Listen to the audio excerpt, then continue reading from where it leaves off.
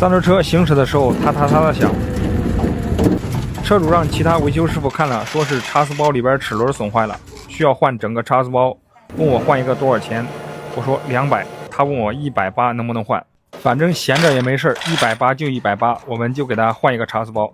但是经过我仔细检查，我感觉不像是差速包的问题。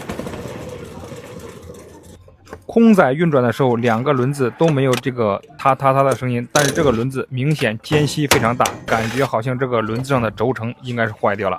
这个轮子拆掉之后，很明显看到这个轴承已经坏掉了。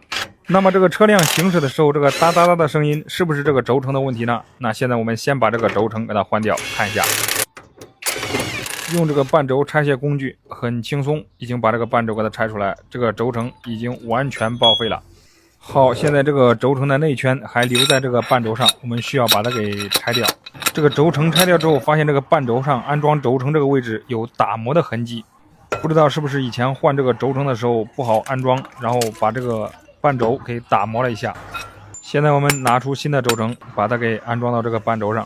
因为这个半轴打磨过，不知道这个轴承到什么位置，所以安装试了一下，这个轴承还不到位，继续往里边给它砸了一下，然后继续安装，感觉应该差不多了，这个时候是可以的。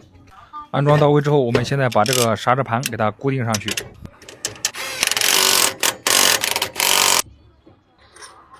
好，接下来我们把轮子装上去试一下，看这个哒哒哒的声音还有没有了。空载运转是正常的，我们现在上路试一下。